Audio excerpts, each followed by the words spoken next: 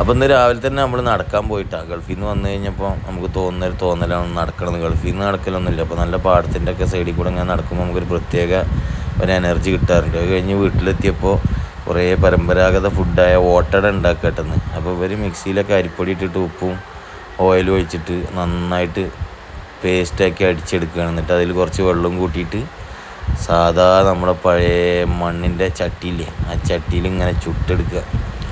ഇതൊക്കെ നമുക്ക് പുറത്ത് പോയാലൊന്നും കിട്ടില്ല, നമ്മൾ വീട്ടിൽ നിന്ന് മാത്രം കിട്ടുന്ന ഓരോ ഫുഡുകളാണ്. ചില ആൾക്കാർക്ക് നമ്മൾ ഗൾഫിലൊക്കെ പറയുമ്പോൾ ഓട്ടട എന്ന് പറഞ്ഞാൽ എന്താണെന്ന് തന്നെ അറിയില്ല.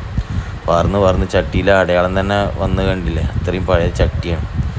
എങ്ങനെയായാലും ഓട്ടടക്ക് ഇങ്ങനെ ചുട്ടെടുക്കുമ്പോൾ അടുക്കളയിൽ പോയിരുന്ന് കിന്നാരം പറഞ്ഞിട്ടും മക്കളെ കളിപ്പിച്ചിട്ടും നല്ല മഴ പുറത്ത്. അപ്പോൾ ഇങ്ങനെ വർത്താനൊക്കെ പറഞ്ഞ് അതിൻ്റെ ഇടയിൽ ഓട്ടടായി നല്ല കടലക്കറി ഉണ്ട്, അതും കൂട്ടിയിട്ടൊരു പിടുത്തം. നല്ലൊരു 4 ഓട്ടട അങ്ങ് തിന്നും.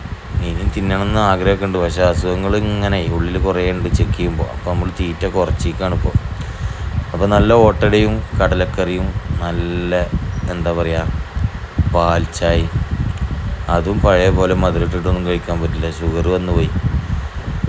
എങ്ങനെയായാലും കുറേ കാലം നന്നായിട്ട് കഴിച്ചല്ലേ, ഇനിയുള്ള കാലം കഴിയണ പോലെയൊക്കെ കഴിച്ചിട്ട് എങ്ങനെയെങ്കിലുമൊക്കെ ജീവിക്കുക. അപ്പോൾ എല്ലാവർക്കും ഒരു ശുഭദിനം, ഹാപ്പി ഓണം, നബിദിനാശംസകൾ. എല്ലാവരും നമ്മുടെ വീഡിയോക്ക് ലൈക്ക് ചെയ്യുക, കമൻറ്റ് ചെയ്യുക, സപ്പോർട്ട് ചെയ്യുക. എന്തൊക്കെ നിങ്ങളെ കൊണ്ട് ചെയ്യാൻ പറ്റുമോ അതൊക്കെ ചെയ്യുക.